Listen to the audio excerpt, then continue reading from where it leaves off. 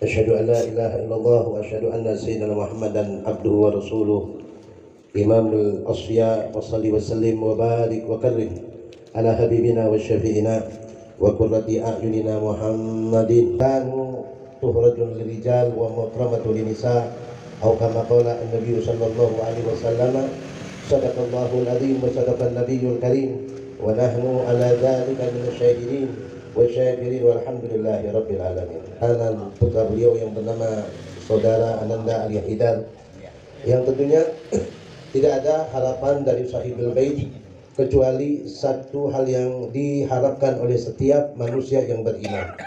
Bahkan itu merupakan bagian dari salah satu sifat dari sifat umat Nabi Muhammad Shallallahu Alaihi Wasallam, yaitu saling mendoakan.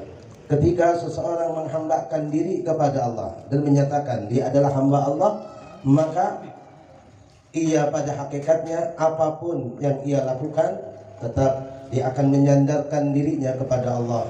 Karena tidak ada satu hamba yang sempurna kecuali dia akan menerapkan dalam kehidupannya selalu bersandar kepada Allah.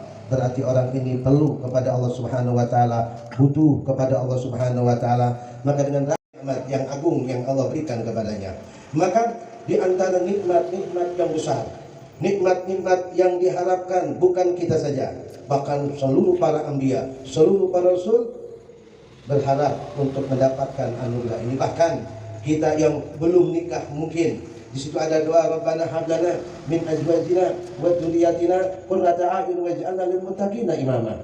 Di situ ada doa Rabbana, ya Allah ya Tuhan kami, hab lana, berikanlah kami istri, keturunan, istri dan keturunan, dan juga jadikan untuk mereka satu pemimpin yang bertakwa kepada Allah Subhanahu wa taala.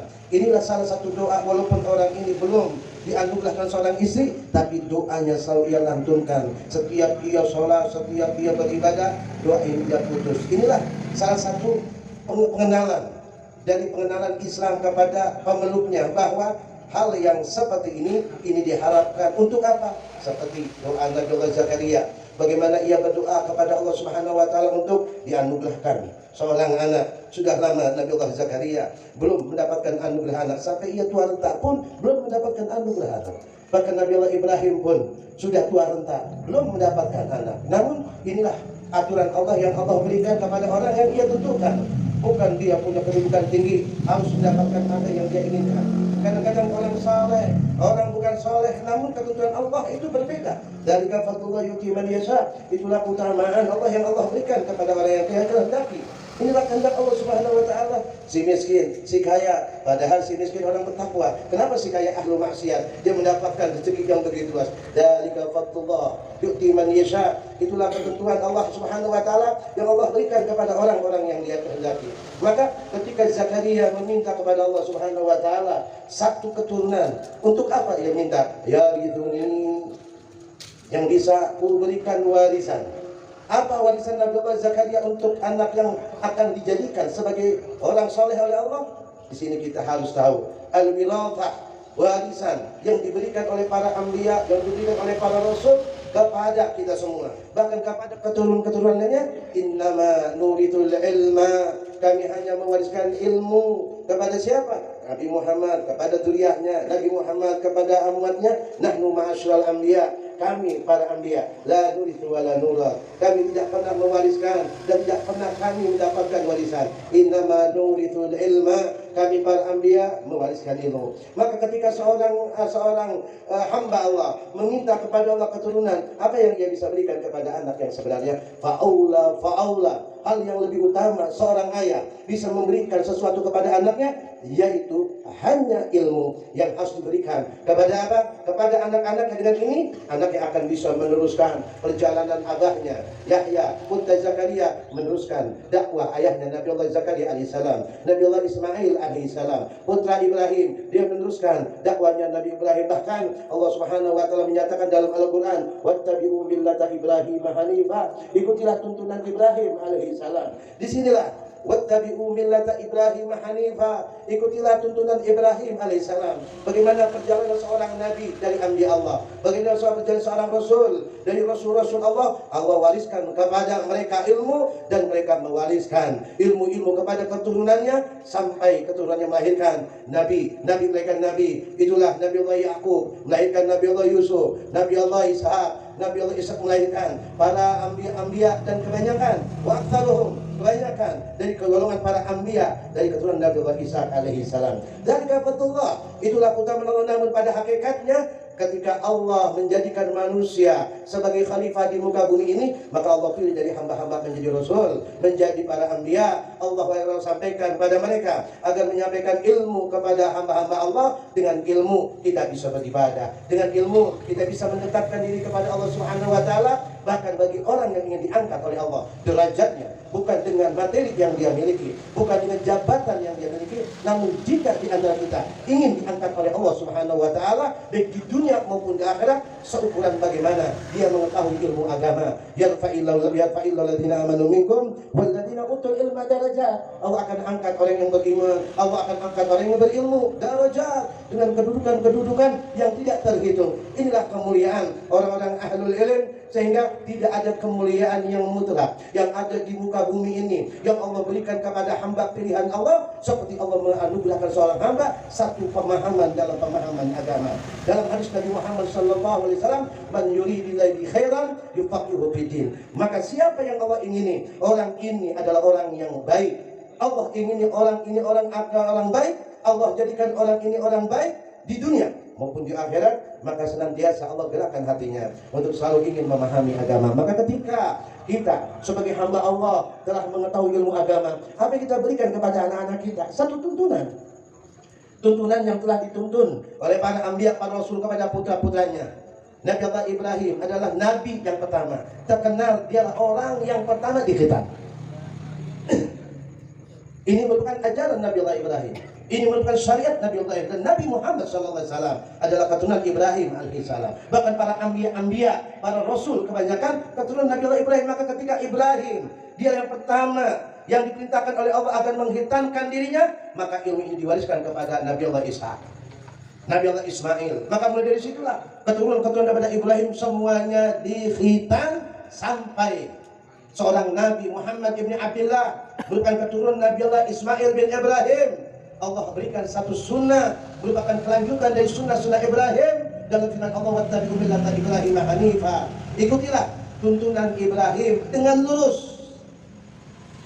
Maka di antaranya ajaran al-khitan yang merupakan syariat umat Nabi Muhammad sallallahu alaihi wasallam.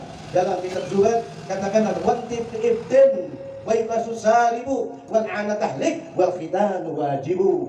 Wantib ibtin merupakan kebiasaan dari para anbiya dan para rasul yang ia wariskan kepada keturunannya, kepada umatnya. Wantib ibtin. Ya, kalau kita ketiak, kita punya ketiak pasti ada bulunya kan? Islam benar-benar memperhatikan, Pak. Ya, memperhatikan bagaimana Nabi Muhammad SAW yang mengajar kita tentang kebersihan. An-nadhafatu minal iman. Wantib ibtin, cabut itu ketiak. Wantib ibtin. Jadi kalau laki-laki punya ketiak dicabut, dicabut. Kalau nggak betah jadi cukur habis. Tapi secara syiar adalah mencabut ya bulu ketiak sehari satu lembar. Sakitnya bagaimana? Tapi kalau udah terbiasa enak katanya. Enak benar ya? Ya, itu sunnah. Ya. Yang kedua apa? Yang kedua ada waiqasus saribu. Kita para kumis ada dua pendapat antara Imam Rafi dan Imam Nawawi. Imam Nawawi mengatakan kalau kita punya kumis dicukur cuma pinggirannya. Pinggirannya ada kumis lebih ke bibir itu dipotong. Makanya ada orang tumbuh kumis tapi yang penting rapi di sini. Itu mazhab Imam Rafi. Mazhab Imam Nawawi. Namun Imam Rafi mengatakan tidak, dicukur habis. Dicukur? Iya. Dan cabut. Dicukur habis. Itu sunnah. Sunnah. Tapi kalau jenggot, dalam kitab Al-Imam Syafi'i pendapat haram orang menyukur jenggot. Imam Syafi'i dalam kitab itu haram kita mencukur jenggot. Jadi jenggot itu jangan dicukur. Ya, jadi potong. Dirapiin, yang penting tumbuh. Ya, kalau sebagian riwayat bahwa bidadari itu akan bergantungan seukuran jenggot yang ada atau bulu jenggot atau rambut jenggot yang ada di dalam kita. Kalau ente ya punya jenggot tebal tuh bidadari baru bergantungan itu. Asik apa kagak? Asik apa kagak? Ya asik ya. Nah itu yang jelas-jelas aja. Kata bini kita apa? Gatel. Kata istri kita, ya kan? Tambah kita kalau abang punya jenggot gitu.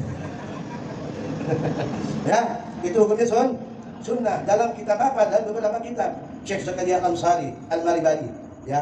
Tapi Imam Syafi'i mengatakan itu hukumnya haram dipotong. Namun kalau kita memahami mazhab Imam Syafi'i bahwa kitab Imam Syafi'i itu punya sejarah, ada fatwa lama, ada fatwa baru. Tapi fatwa baru itu menyatakan tidak. Ada beberapa ulama yang mengikuti mazhab Syafi'i mengatakan makruh memotong jenggot. Jadi nggak ada istilah boleh memotong jenggot. Ya, nggak ada mengatakan boleh. Minimal pendapat makruh. Jadi yang punya jenggot ini jangan dicukur habis. Hukumnya makruh itu. Hukumnya makruh. Hukum makruh. Wan ibtin wa yukasusalibu wal ana tahlik. Nah, ada kebiasaan lagi anak. Anak ini maaf ya, ini namanya bulu. Bulu Pak. Subhanallah. Saya bahas sedikit Pak. Wal anak ini kalau perempuan dicabut. Kalau katiak perempuan dicukur habis. Kan gak enak ya, cakep-cakep. Atau bulu keteknya panjang hitam. Kita menjengah banget ngeliat perempuan model begitu. Enggak itu, iya. Kan begitu ya, kita menjengah banget ngeliat perempuan. Cakep tapi keteknya ada bulunya panjang begitu. Menjengah banget kita itu. Makanya kata ulama, perempuan dicukur habis. Enak kan? Kalau perempuan dicukur habis, kita tidur di ketiaknya juga ada wangi. Betul. Betul apa kagak? Ada tuh sebagian kita nggak bisa tidur kecuali di ketiak bini. Itu istilahnya. Ada kagak ngomong gitu? Ada emang istilah ada begitu. Lu mah takut sama bini, maklum tidurnya di ketiak bini gitu ya. Betul apa kagak? Ada istilah ketiak bini gitu. Kenapa ketiak bini? Nanya bini itu wangi. Betul kagak? Wangi. Nah, dipotong tuh dia laki-laki enggak apa? Enggak bersin. Tidur di ketiak bini, itu hukumnya apa? Dianjurkan Pak, apalagi kalau udah tua. Dengerin. Ada punya alasan, Pak Ustadz, saya mah udah tua gitu-gitu mah, udah najong saya mah. Salah, itu salah. Itu adalah mitos. Itu pemahaman yang salah. Kalau ada orang tua, kalau masalah begitu, dia sudah tinggalkan. Justru itu biang penyakit kalau tinggalkan. Betul kan? Bang Haji? Betul kan? Penyakit. Kalau udah tua, bahasanya gua sama emak lo udah bau, gua sama babak lo udah bau, gitu-gituan mah najis gua. Bohong. Bohong. Kenapa? Subhanallah. Di dalam ya kajian-kajian ilmiah, justru ketika umur 50 tahun, biasanya kalau kita sudah umur 50 tahun, organ atau sendi atau otot sudah mulai melemah. Benar-benar. Ngapul. Benar apa benar? Benar kan? Nah, kenapa otot kita masih melemah? Ya karena jarang tuh.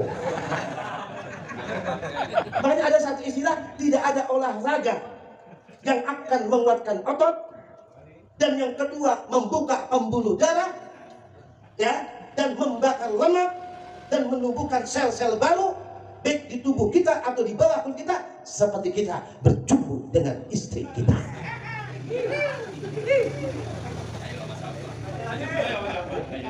Makanya kalau udah tua, coba jangan malu-malu, walaupun si aki-aki sama si ini rajak manjak sedikit sama tuh ini, walaupun ini giginya cuma dua, si aki giginya satu, enjoy aja berdua. Benar apa benar? Kenapa? Subhanallah. Ya. Kebanyakan di masa umur 50 atau 60 ada satu kerusakan yang tanpa disadari, Pak. Mau tahu? Mau tahu? Baca sendiri. Barang kita ada mincong sendiri. Ya, kadang-kadang underline. Ya, belum saya ngomong. Kadang-kadang itu kerenengannya rada panjang sebelah. Warnanya udah beda. Dulu hitam abu-abu. Sekarang kuningan. Subhanallah. Ini Pak, permasalahan yang banyak orang tidak buka, tapi ternyata masalah umum di kalangan kita yang berumur di atas 50 tahun. Mau tahu? Bangun tidur, apa yang terjadi setelah kita ingin sholat tahajud? Kita melek yang atuh kagak melek. Benar-benar itu satu bukti kondisi seperti itu sudah diabang kehancuran. Mau obatnya? Mau obatnya? Mau obatnya? Baik, nanti. Sesen kedua. Ini resepnya. Perhatikan dengan kebersihan.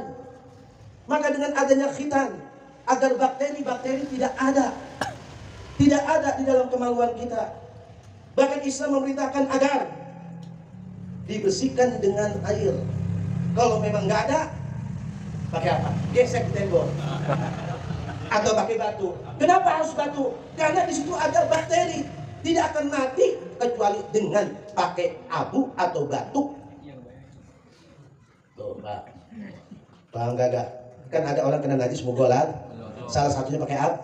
Kenapa harus pakai abu? Karena dengan abu bakteri yang ada di najis yang namanya najis babi, bakterinya itu akan hilang dan mati dengan melalui abu. Sama kita ini kadang-kadang malu, tapi depan bini stres beras. Dia kondisi badannya, pembuluh darahnya makin kecil, ototnya makin kecil. Maka dengan seperti itu, kalau pas bangun tidur ada yang terasa di badan kita, kaki rada berat, kaki jalan rada pincang, benar? Ya kan? Kalau memang itu terjadi, apalagi si otong ini, kasus ini sudah banyak. Dan bagaimana Pak Ustadz bisa normal? Dicatat. Pertama, badan kita dingin. Kalau udah tua, badan kita beda sama yang muda. Kalau muda badannya hangat, tapi kalau udah tua dingin badannya. Maka sering-sering minum jahe. Ya, jahe ya. Dengar ini, jahe. Bukan janda hewan. Kedua, campur kunyit. Ya, jahe 1 jempol, kunyit setengah jempol, dipotong-potong, kasih air panas. Ya, kasih jeruk lemon sedikit, kasih garam sedikit, sama madu setengah sendok, atau nggak pakai madu nggak apa-apa, diaduk, diminum, bangun sebelum tidur dan bangun tidur dengan air seduhan. Maka insya Allah ketika 2 minggu ada rutin, tiba-tiba si otong bangun.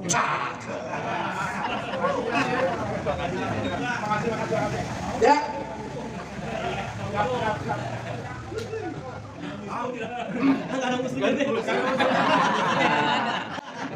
Bangkit lagi. Yang kedua, buahkan. Buah yang menjadikan pembuluh darah kita lancar dan gesit.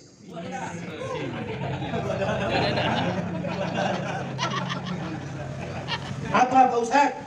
Mudah. Gak ada buahnya ini. Biasanya buah pasaran ini. Bukan. Buah semangka. Buah semangka. Makan pagi sama sore. Sedikit aja, dan 1 semangka. Mencet. Garam dikit. Sama kalau bisa dengan jeruk lemon atau jeruk nipis. Kalau bisa madu. Cuma semangka aja sudah gak apa-apa. Makan setiap hari. Maka di situ akan terjadi reaksi yang luar biasa. Paham? Olahraganya apa Ustaz? Ini kebanyakan aki-aki soalnya. Wajahnya udah loyo. Yang seger dong. Aki-aki makin jadi. Paham nggak? Ini oleh-oleh dari saya walaupun jarang ketemu tapi oleh luar biasa.